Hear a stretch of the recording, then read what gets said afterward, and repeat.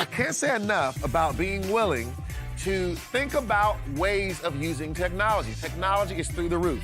We've got ChatGPT. We've got all of the artificial intelligence things that have been launched. There's so many ways to get things done. There's so many ways to do things faster, more efficient.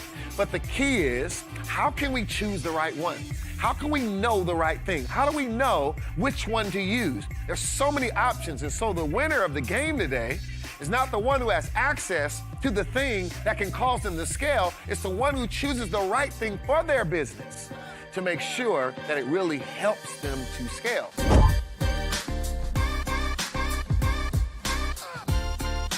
Are you growing or scaling your business? Well, you should actually be trying to do both. The key is you have to know what you're doing to be able to do it. So it's very important to know the distinctions between growing your business and scaling your business. Oftentimes, entrepreneurs are striving to do things that they have heard said or things that are popular business words, but we've not really defined what it means to actually do that. So we want to take the time to understand the distinctions. If we don't, we end up like so many other entrepreneurs that show up every single day, working hard, just trying to make more money and trying to make things happen. But we don't know how to intentionally strive for the things that really make our business go to the next level.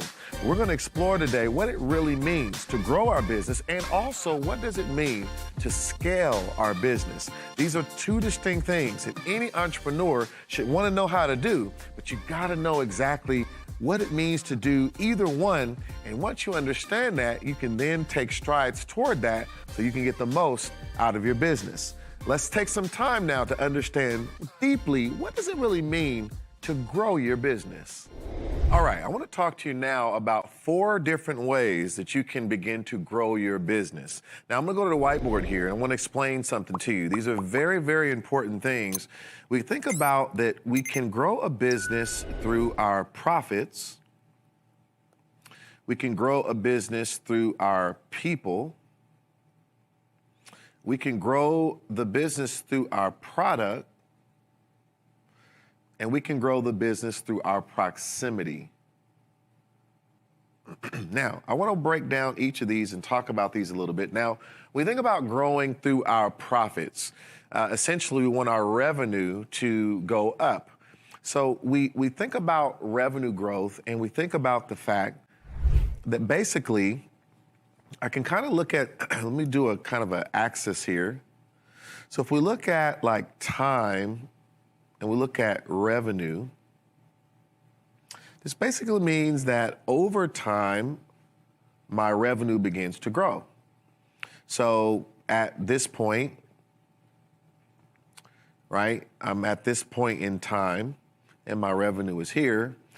And then as I begin to continue, my revenue begins to go up over time. So this is one way of looking at it, okay? And when you think about profits, so here's a good thing to understand. So let's say I'm making $100,000, we'll just say 100K per year, okay? I'm making 100K per year, and let's say my expenses are 80,000. So I have a profit of 20,000.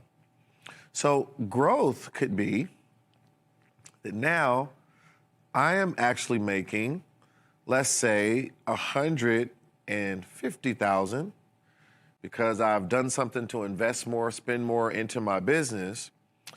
And let's say that now my actual cost is 130,000. So I want you to see here that my profits are the same, but my revenue did go up. The issue is that my cost did as well. So here, this is still a form of growth because my revenue did go up. Now, it could have been that maybe it was only 120,000 in costs, and then I would have had more of a positive profit of 30,000.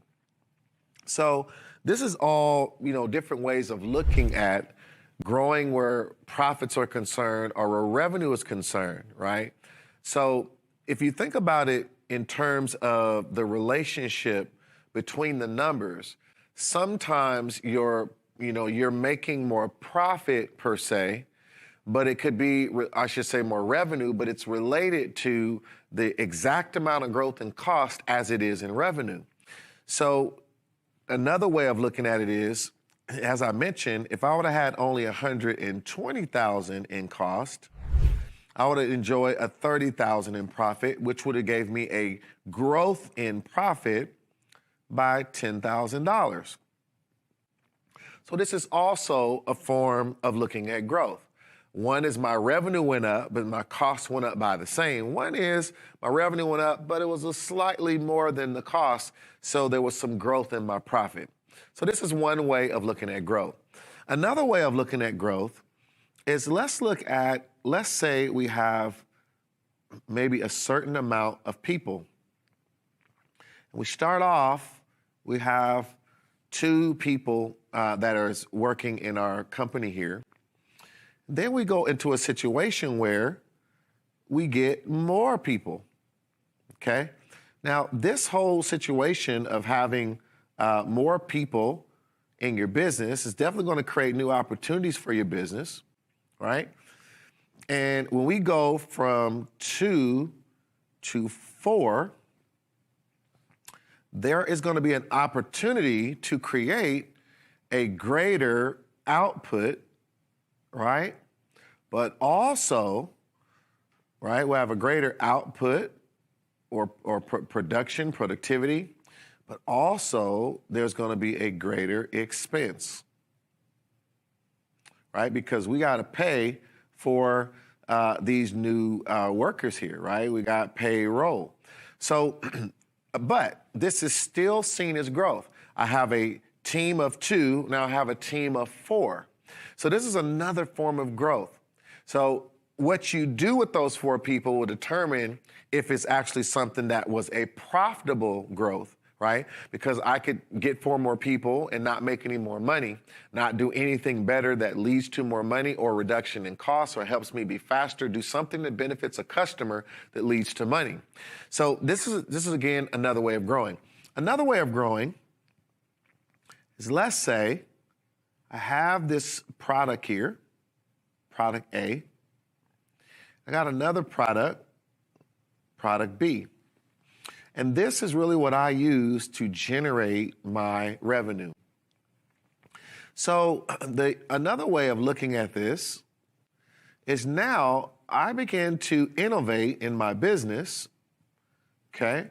I've got product A, I've got product B, but I've created a product C. That is a little bit of a different looking product, right? And a product D. And let's make this product looks like this, okay? So before, I had 2 assets that could generate money. Now, right?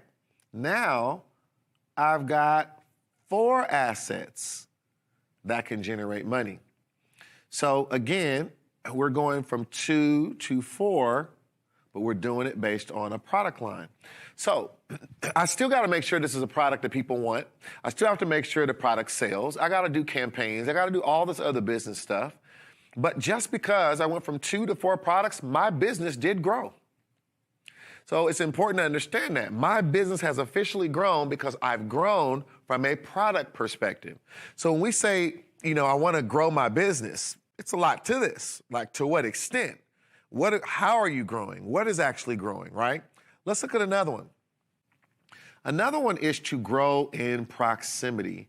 And let's say this is kind of our map here. And let's say that we are in 2 different locations, okay?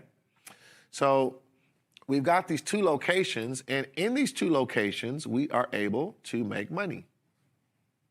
So if I was to redraw my little map here, right? And let's say now I have changed the proximity or the locations. Where is the nearest location that you can begin to get products from me?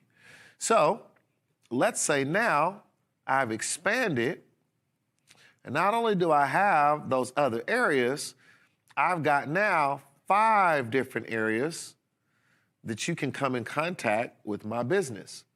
And each of these generate revenue. Now, there's things to deal with. How profitable will these locations be? How many customers are in these locations? Did you choose the right location? What did you negotiate in terms of your lease and all the things that it's going to cost you to be in this location? Well, all of that is a separate issue. But just simply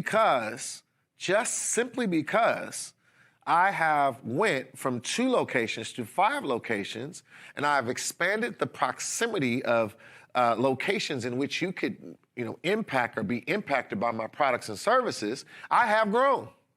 So we must understand these distinctions, okay? So these are 4 critical ways that you can grow a business. Now, I want to just talk a little bit deeper about this. Let me head over to the wall. I'll see you there. All right, I'm here now at the CEO wall, and we're going to be talking through some of the illustrations that I just did for you. Now, these are very important. We talked about 4 key elements. Let's head over to the wall. So, as you think about the profits and you look at the fact that when you're growing, we're just simply trying to have a trajectory that is going up, right? We want to move from where we are to something higher, whether that is in numbers or what we can see in an illustration. We're trying to go higher. We're trying to go up. And the thought is really not about, so many, things are focused on just, dollars and cents. We're just trying to go up. We're trying to go higher. So before we can even get into some of the deeper discussions on scaling, we must understand that growing is a upward bound momentum. It is something that is always progressing higher, right? The same thing we talk about people. So the whole point of growing a business and understanding that people is a form of growth is because if I have more people, I've increased the capacity of my business. I have now made my business more able to adapt to more sales demand. I can adapt to more productivity and production of products and services. I should be able to do more. Now, the efficiency at which I use these people is a whole nother level. When we're thinking of growth, we're simply looking at the fact that my team got bigger, right? Same thing. We talk about the product. So when we think about products are basically assets. And when you have an asset that income can begin to follow, then the whole growth from a certain amount of products to an increased product line is a direct reflection on your ability to be able to have the opportunity to make more money. So that's why these things are just as important when we're thinking about growing. Going from a certain amount to a higher amount is going to always create more opportunity. But we're not dealing with efficiency here, right? We're only dealing with the fact that we have more than we did before. So there's still things we have to look at. And I want you to notice there's a relationship between all of these, even when we think about proximity. When we think about proximity, here we're dealing with that the actual locations at which I can connect with the people I serve has increased. And so when you expand your business, when you expand your geography, this is why so many people are doing what? They're building businesses online, because this is a dramatic shift in the proximity. But even in doing things online, you can have different sites online, right? You can have different ways of connecting with people online. You can be on different social platforms. You were on YouTube, but now you're on Facebook and Instagram. All these things have to do with proximity. Now, the key is we want proximity, product, and people to all lead to an increase in profits. So when we think about this, when we think about profits, I want you to understand that when we consider profits, profits are identified by either revenue going up or costs going down. Now, if we can get both to happen, we got some serious stuff going on. And this brings us to a deeper discussion about what it means to scale. Let's learn now about what it means to actually scale. Okay, now there are many ways to scale a business, but I want to talk to you about 3 ways that you can scale a business. Let's head to the whiteboard, and I want to talk to you about the distinct ways of automating processes. This is a distinct way that we can begin to scale. I want to talk about leveraging technology. And then I want to talk about outsourcing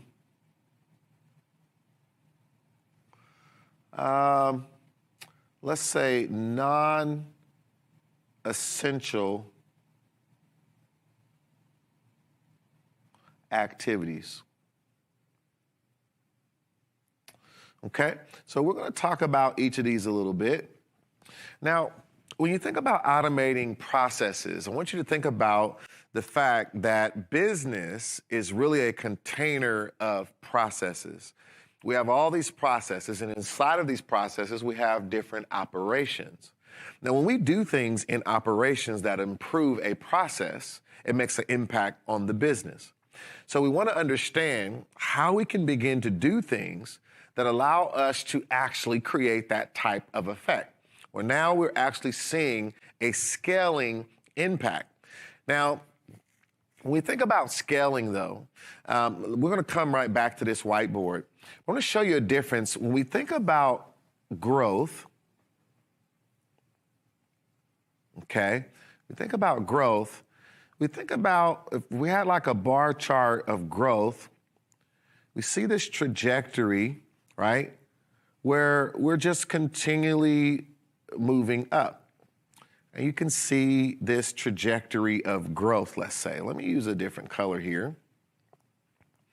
And let's say we've got this trajectory of growth going this way, okay? Now, when we think about actually scale, when we think about scale versus growth, this looks a little different. So this might look like this, right? And then like this and like this, right? So we see this kind of trajectory that begins to look kind of like that. So this is a different mentality of thinking about how can I have exponential growth by being able to control the upward movement of cost while having my revenue actually increase at a much higher rate. So this means there's a distinction between the rate at which cost grows and the rate at which revenue grows.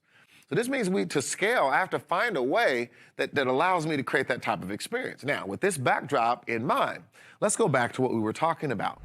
So we think about automating processes.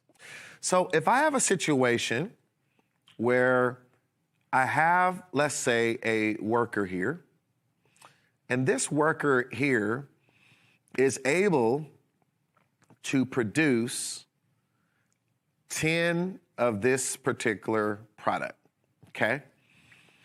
Now, when they work, they can do 10 of these, let's say, per day, okay? Now, if I took the time and I began to automate a system that is involved with how this product is produced, because I begin to automate something within this process, and let's say this same individual now is using some sort of system that is being created, okay? This is our new system here. Let me fix that a little bit. So this is my new system that I've built. Now, by this person using this system, and somehow we've reduced the amount of time, effort, physicality, whatever it is that this person needs to use to produce the result. Now, this person is able to actually produce 50 of this same product in a day. Now, this is because the system made it easier to do this. Now, this could be in many levels. This could be as simple as an individual that is handling talking to customers, okay? And you're talking to customers and you're trying to, make sure that no one is left without a response, okay? But instead, you build a process and a system that allows the process to be more automated to where someone is able to maybe handle 10 clients at a time.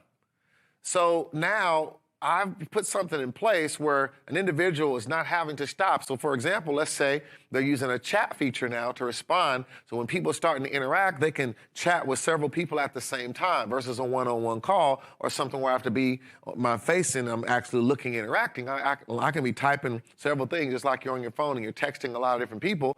That system and process changing and using automation maybe to organize all the customer requests and bring them to me in an organized way, or using automation to organize the types of requests and send them to the right people. Because what if I can only do 10 per day because there's so much parts in my day where I'm having to address things being rerouted to someone else that doesn't actually, pertain to the thing that I can help a customer with.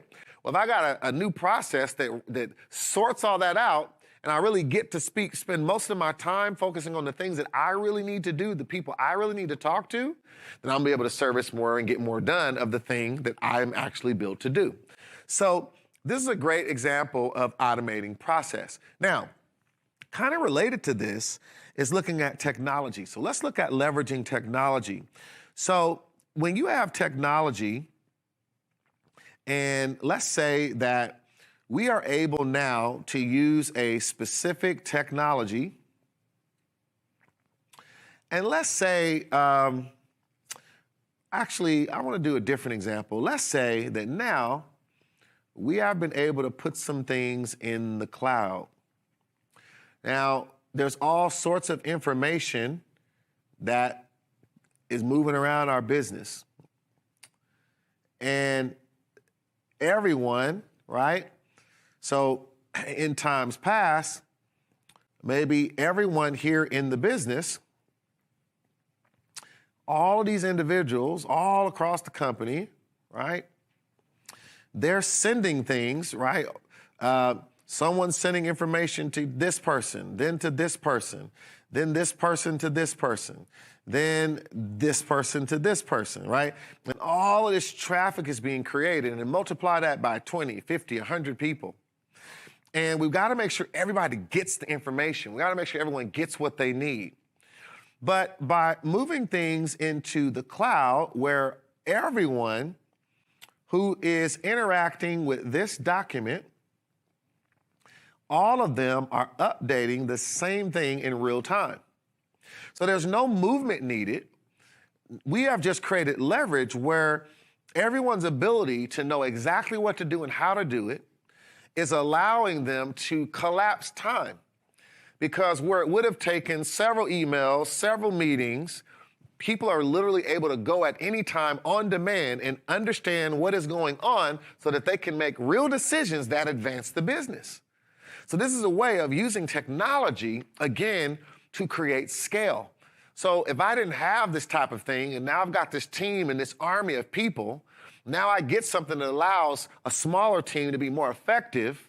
I'm now starting to be able to scale because I'm able to make work move faster, which leads to more revenue and results without increasing my costs. I just increased my efficiency through technology. Now, here's another thing to consider. Let's say that in my business, there are core things that we do. And we do all of these key things, okay? Now, when we look at all of these elements that makes our business work, if we can begin to define what are the essential areas of our activities that we have in the business, and what are some things that might be non-essential? okay? So what this means is, if I have individuals that are, really helping with all of these areas, okay? These different, this can be operations in a process or what have you. And there's all this activity going on. Well, if I begin to realize that, hey, I could actually take these non-essentials here, right? And I could begin to find a way to outsource them to a specific company. And this company not only is really good at what they do, so we're going to put our CDE operations down here, right? They're good at what they do because this is what they focus on. This is what they do all the time. But now, this extra capacity, similar to what we think about from a lean management perspective, how now can I take this freed up capacity and now bring them over here to help do more of the essential? So what happens is, when I get a bigger army over here that is able to help us do the essential, and the essential things is what really causes the business to grow, I'm going to have a dramatic increase in my revenue, and I've outsourced, right, some things that created a limit of how much we could actually do. Now, because I've outsourced, there's a way that I would be able to stabilize my cost, but also generate even more revenue, because this company that focuses on this maybe can do more than the 3 people I had doing it. So now I've created scale where it's just like somebody who started a new retail product, and they're building this retail product, and they are making everything at home. They've set up something in their garage, and the mom, the dad, and the son and the daughter is all working together, and they're doing a family-owned business. Then finally, they get this product, and they're able to take it to a manufacturer. This manufacturer has a whole operation, and the mom and the dad's trying to do design and trying to make sure they fulfill the customer order. They're trying to do all this stuff, but trying to go to different vendors and sell why their product should be in their stores and all of that. When they outsource that to a company that's going to do the production for them, now they're able to not handle just 100 orders. They can handle 100,000 orders. And they can focus on getting more stores now to help carry the product. So they actually now are dramatically increasing their ability to grow and to scale their business, because they can handle so much more business because they outsource to a vehicle that can supply it to a greater demand. So these are all examples of scaling. Now, I hope this makes sense. This is very different than growing. Let's head over to the CEO wall and look at this a little deeper. All right, we're at the CEO wall, and I want to talk to you about some of the wonderful things that we've just broken down about what it means to actually scale. Now, we learned that scaling has to do with the difference in proportion of growth in your revenue and your costs. There's a controlling of that cost not moving as fast as the revenue. And this is what makes it start to scale. So we're not just talking about going up, but everything else may go up as well. We're actually talking about a controlled upward movement in which your cost is not moving at the same rate as your revenue. And this is what's causing a business to just really explode exponentially. So let's just recap some of the things we've learned. Now, when you think about automating processes, this is really dealing with, we now can put a process in place. Some real process that now has been automated, something that we've used to simplify, make quicker, make more efficient. And because we've been able to do that, we've been able to find a way to create that efficiency. We find that way to automate, right?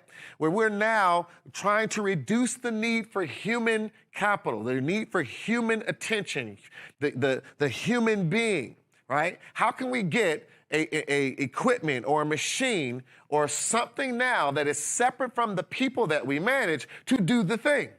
And when we're able to automate, where now we can get something that does the thing instead of the person, we are automatically starting to create ingredients that help us to scale. So in our example we saw here, we're only doing 10, but now we get to automating the system and 50 is coming out of that because some of the things that the human used to do is now automated in the system, in the process, and out of this same process comes 50 versus 10. So this is the power of being able to automate and actually understand why this helps us scale. Now, let's look at, again, what we learned about leveraging technology. We think about leveraging technology. So I can't say enough about being willing to think about ways of using technology. Technology is through the roof. We've got ChatGPT. We've got all of the artificial intelligence things that have been launched. There's so many ways to get things done. There's so many ways to do things faster, more efficient. But the key is, how can we choose the right one? How can we know the right thing? How do we know which one to use? There's so many options, and so the winner of the game today is not the one who has access to the thing that can cause them to scale. It's the one who chooses the right thing for their business to make sure that it really helps them to scale. Do you know what that thing is that you can use and leverage that technology in the right way? This is what we're talking about in the example. We have, people sending information all over the company, right? Sending it everywhere. And now we start to use cloud technologies that allow us to update things in an efficient way. And the next thing you know, we're in a situation where all of this time that was being spent throughout the day, throughout the week, that was taking up and causing us to expend more costs, causing us to take more time. We start to scale up the productivity because now everyone in an instant can know what's going on in real time so they can get to the decisions faster, and those decisions lead to the productivity, and the productivity leads to the profits. This is, again, a direct correlation to how we can scale. Now, then we talked about being able to outsource the non-essential activity. So outsourcing is powerful, but we must take the time to understand what is essential, what is non-essential. If you don't know what's non-essential, outsourcing is irrelevant. You can outsource the thing that makes your business what it is. And if you outsource your secret sauce, then you no longer have anything that distinguishes you from anyone else. But if you find those things that are non-essential, you find those things like CDE here that is non-essential, and you find a way to reallocate those resources in a smarter way, where now we can begin to dramatically increase our capacity to do things because we've freed up resources, time, and cost.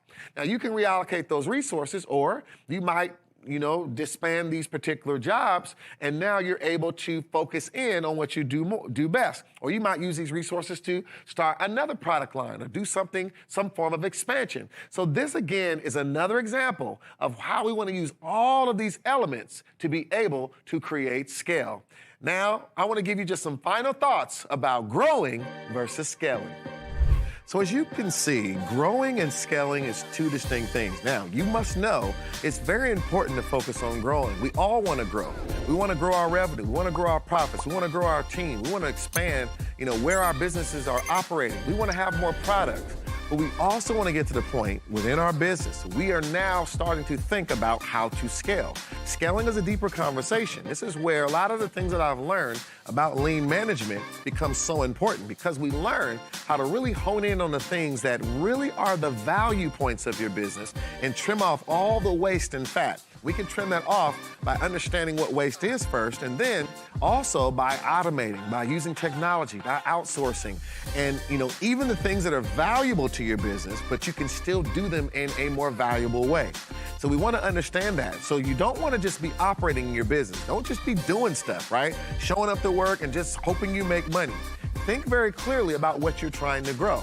And I would advise you to make your first goal to just grow your business. And then as you start to grow, look for opportunities to scale. You want to scale something that is already growing. versus when you're just trying to get your business into a strong position. You may want to stabilize the business first, get it to the point where it's actually had consistent demonstration of growth. And once you see that, you can start having deeper discussions about how to get the business to scale. This is, again, normally people, when they're growing their business, they hit a wall at some point. They hit this part where, like, what do I do next? I mean, I'm making more money, but I don't feel like I'm really getting anywhere. This is when you have to take a different approach, learning the difference between growing and scaling. I hope you enjoyed this. I am Mike Lee Parker, the CEO Maker, and I hope that you will continue to charge, expand, and overcome so that you can be a powerful entrepreneur as well as a powerful individual in all that you do. Until next time, I'll see you soon.